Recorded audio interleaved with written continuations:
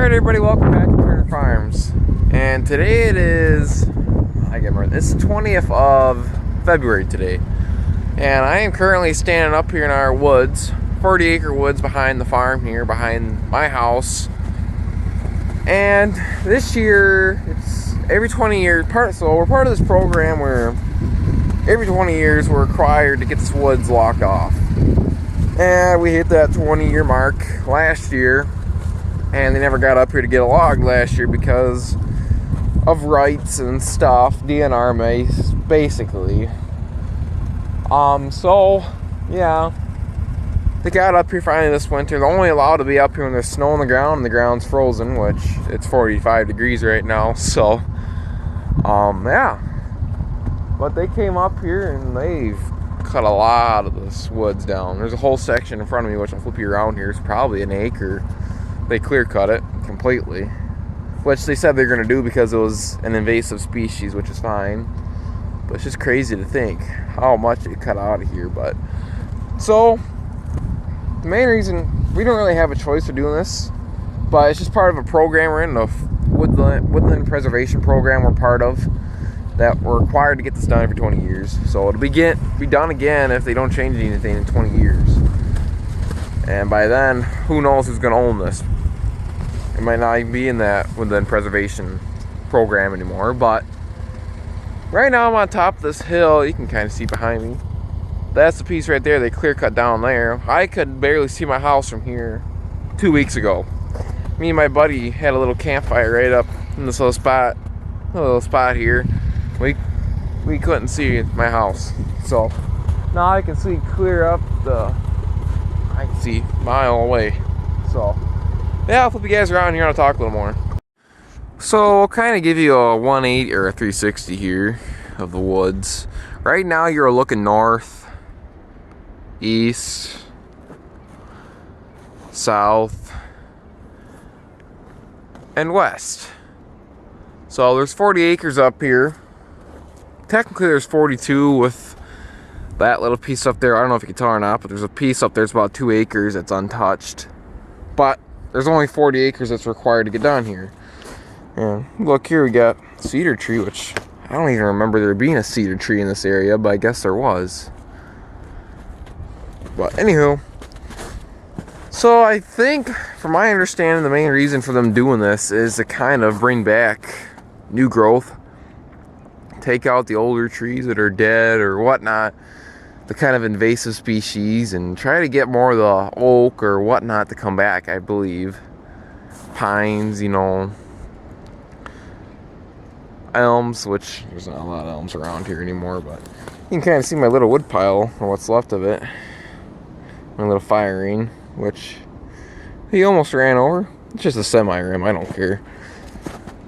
But yeah, it's crazy to think how clear this is going to be. I can see clear over to the property line. But yeah, it'll look a lot different in the springtime, all in summer when there's growth up here. But man, I tell you what, I'm kind of gonna like this though, because there's a lot more possibilities for trails and maybe an ATV racetrack. But yeah. So how is this going to benefit us, you ask? Well, for the farm, it's going to help lower property taxes. By how much, I don't know, but it's going to lower them to a point because we're doing what the government wants us to do. So it may look like a terrible thing, but this will all grow back in 20 years. This was all done 20 years ago. I don't know if it was done to this extent or how much. I'll have to ask Dad. But it's going to grow back. So I think there's supposed to be guys that are supposed to come in and I think cut these big trees down that are marked, because the processor down there, the machine, has an actual processor on the front there. As you can see, there's rollers on there that kind of cut. So what it does is it cuts the tree down and it cuts it into logs at certain lengths. I don't know, probably 8 feet or something. Only reason I say that is because when I played Farming Simulator, there's a machine very similar to that on there that did that. So I think that's actually really cool. I wish we had something like that for firewood. But he can't cut big trees like that down, or crooked trees, I guess, too. more of the straight trees like that there, but yeah. So it's crazy to see all this, but I don't know. We'll see what comes with this up here. It'll help with regrowth and whatnot, I guess. I don't know how many, if there's gonna be a lot of, oh, I shouldn't say that, because I've seen a lot of deer out here the past few nights, so I don't think it's scaring the deer away. But he clear cut more of this here than he did over on that end of the woods. That end of the woods, we'll go over there. He just kind of went all over the place there, but we'll go over there now, I guess. So as we go through one of my trails here, which the loggers are not allowed to make any new trails or pull any stumps due to this being considered native burial ground. So they have to use the trails that are already here, which, lucky for them, there's a lot. But right up there, you can see those pines where it starts to get thicker. That's the property line. That was logged off, not, I don't know, I'd say 5 years ago maybe. But a lot of these trees that they're taking down are kind of more like junk trees, you know. They're not really going to grow up to be much of anything. You know, I'm going to have to get out and move that. But yeah, it's just different coming up here and, you know, seeing how breezy it is through here, because it never was that breezy through here. I mean, it is pretty windy out today, but yeah, so I don't know, we'll see what it comes, I guess. I mean, I don't know, there's gonna be a lot of trash left behind, which is fine. I mean, you can burn it for firewood, but yep, I'll make my way over there at the top of that hill and see what's going on over there. So we are at the northwest corner of the property right now. You can see they cut a lot of stuff out here, but not nearly as bad as the other end, because there's a lot more oak, pines, all of them types of trees around here. The non-invasive species, but it looks like they still got quite I don't know what their marks mean. I mean, some of them just have straight lines like that, some have crosses. I don't know what they're keeping or what, but that tree still got a deer stand on it. But yeah, I don't know what all they're taking or whatnot, but there's a lot more trees back here though, still up. So we'll go on the other side of this hill and we'll see what it looks like over there. It looks about the same as this. So now I'm sitting on top of this hill. I was sitting on top of before, it's just at the north end of the woods. Before, in the beginning of the video, I was in the south end of the woods. Now we're at the north end on the same hill. But yeah, I mean, it looks a lot different. Honestly, it just looks like there's a lot less like brush than there are trees. I mean, there's a lot more trees through there before, but honestly, it just looks like there's a lot less brush. So from here, he's just been kind of taking those smaller trees that don't grow up as far, or the trees that aren't letting the trees we want to grow. So yeah, so this is basically what most of the woods is going to look like. I look across here. I was just right over there a little bit ago not on top of the hill, but over there. There's remnants of an old deer stand there. But yeah, it's crazy, but I don't know. It's what the government wants us to do, so we'll do it, I guess. If it helps, it helps. So you see there's some hollow wood there. There's a lot of trees like that too that were just hollow, had disease in it. So I guess if you take a lot of these trees out here, it'll kind of help or prevent the diseases from spreading to other trees, maybe. I don't know. I'm not too big in the trees and whatnot, so we'll see if we can get down here. I mean, there shouldn't be any wood on the trail, but yeah, crazy to think that I had a little racetrack in there too. But yeah, well, get out of here, I guess. Hey ladies and gentlemen, it's been a hot minute, but welcome back to Turner Farms. Glad you all can make it. Today I just got home from work. I'm trying to think, it's March something. It's either March 11th or 12th. I think it's the 12th. It's Saturday today, though. I just got home from work. It's about, I don't know, probably closer to 2 o'clock in the afternoon. And Ben and Brant were home when I got home. Dad just woke up. He got back from work this morning around 5, I think, which is pretty damn early for him. Usually he gets home anywhere between 8 to 9. So that's good. He got more sleep. So he's working at home right now. So Ben and Brant are hauling manure, so I figured I'd help them get stuff done a little quicker. So I'm running the 2+2. This is load number 3 for me today. So we got 160 some odd acre field covered in manure, and we are now working on this 37 acre piece that we rent. This is really the only field we rent. The only other piece we rent ourselves is a little 3 acre piece, but we're trying to pick up some more land, but it's kind of hard when input prices go up. You know, it just hasn't been very convenient for us to rent land lately. So, but I'd be using the GoPro, which is in here with me.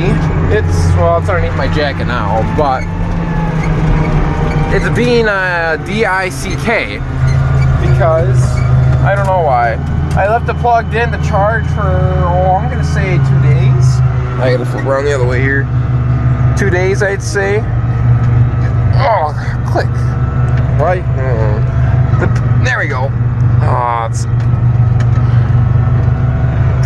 PTO's giving me grief. There it goes. So, I don't know what the deal is with the GoPro. I mean, I had it plugged in for 2 days and now it's dead. So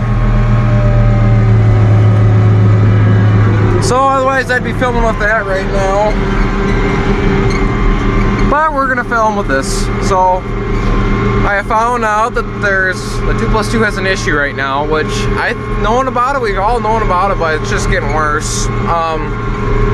It seems like the clutch is slipping on it, but you don't smell clutch, and it just don't feel like clutch. So I don't know if there's some sort of lack of pressure somewhere down there in the rear end or something, or what. I don't know.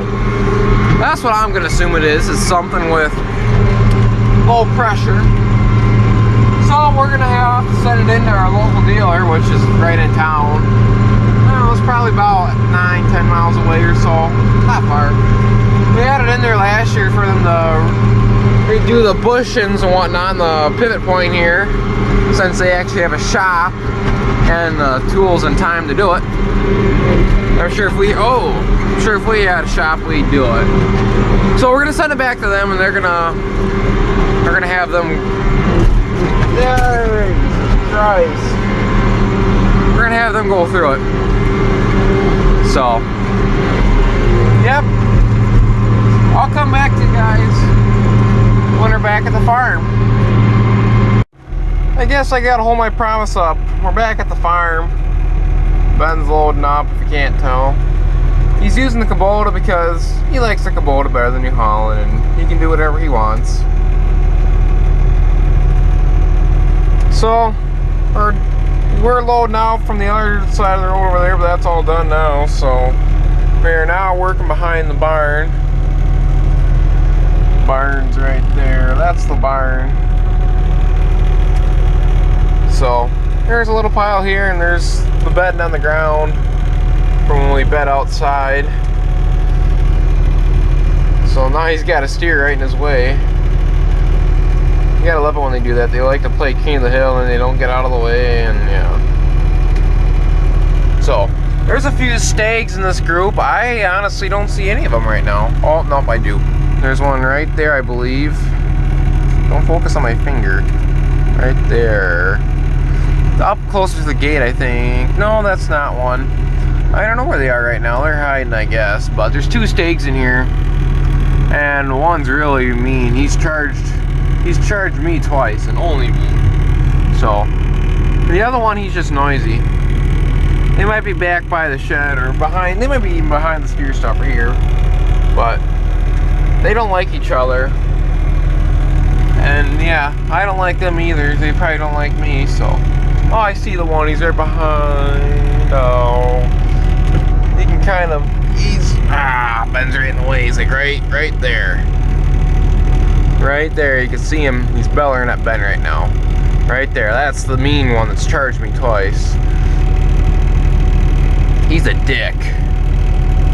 He looks small, but let me tell you, he's got balls of steel. So it's crazy. I don't know, the other one must be over there. I think I can see a shadow. So they're gonna go to the next load. Yeah. So if I flip around here, we can see the new purchase. One of the new purchases. Brand new Industries America bale wagon. Got that in auction. And then, I don't remember if I said this or not, but we bought a we bought a round baler. Premier 605N Cornstalk Special. That, I don't know when that'll be showing up. That's gonna be a dad meets the guy in the middle kind of ordeal, like this manure spreader. So, it's about 2 hours away. This manure spreader, I think, was 3 hours away. The baler's like 2 hours away. It's not new, it's a 2015 Sky, I think about 19 or 20,000 bales through it. So, but it went through the shop. I think they stuck about like $5 grand of parts into it. So, I think it'll do us good. It's gonna replace the crop choppers out there, and as you can see, the chop boxes are out. Those are for sale if anybody's interested. I'll go over them later, but 9,000 a piece except for the one's 10. But for the two that are similar, it's 9,000, and the one with the bigger running gear is 10. I'll explain that later. But those are for sale, so now I gotta go. Alright, so as we're pulling out here, we'll take a quick look at the bale wagon, I guess. And there's Brant waiting to be loaded up with bedding. But there's the bale wagon, the 2 chop boxes there for sale, along with the third one, which is still in the shed. That corn crib's getting pretty empty. But obviously, we're gonna not do that pile of bedding no more. We're just gonna make bales. But we gotta keep at least 1 crop chopper and 2 front and load wagons to fill the barn.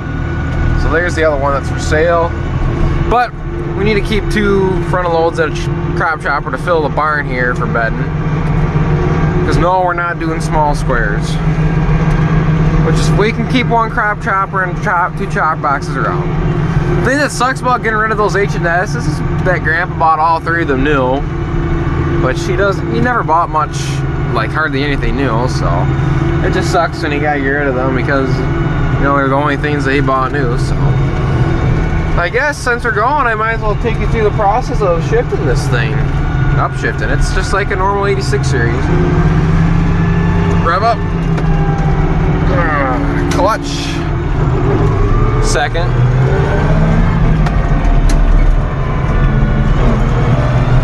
Third. 4. Now, let me tell you, it's a lot easier doing that with 1 or 2 hands. So, then downshifting is pretty much the same, except for when you're downshifting, I like to not use it. I just use a clutch to pull it out of gear, but I don't go back into gear with the clutch pull. To let out of the clutch, I kind of let the tractor slow down to when I think about it's going to engage. You kind of can feel it, but you don't want to keep it pulling back all the time, otherwise it's just going to grind. But if you drive these tractors enough, you can shift them like a dream. So, I already got to start slowing down because here's our field. So, we'll get back at her, I guess.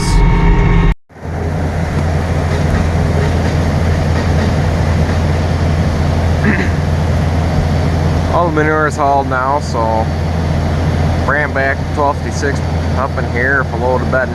Ben's gonna push it in the pole shed. It's probably gonna be a day. Well, he's gonna have to, I think he still has to bed the shed up in the hill up there, but it's all skid steer work.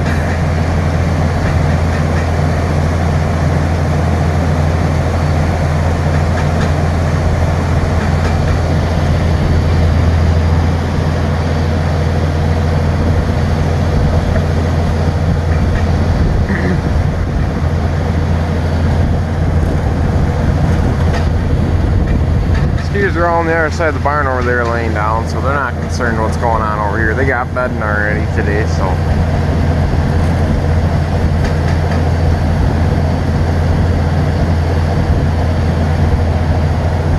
Guess I'll head around back home. Alright guys, that's going to do it for this video. So I hope you guys enjoyed. This is the first video I've done in what, like 2 months or something. So hopefully you guys enjoyed that. I know it wasn't the best content, but I'm going to start coming out with more content now. I kind of took a little break from YouTube for a little while, just catch up on some stuff. So we're going to get back into it now since spring's right around the corner. There's been some 60-degree days here, and it's been nice. It's fieldwork season's right around the corner. So now that I got the little GoPro here, which seems to be working now after I charge it again, so I don't know what that deal was, but if that holds through, we're going to have some good footage. So I'm going to make some nice mounts for it, mount it in some nice spots. Hopefully get some good footage for you guys. I know some of you guys like this type of videos that I make, but I want to get some more, I guess, we'll say the implement type videos. So less talking and more action. So I want to say thank you guys for watching. Take care, take it easy, and make sure you tune back in for the next video. They're going to keep coming now, so thanks for watching. Y'all take care. Bye for now.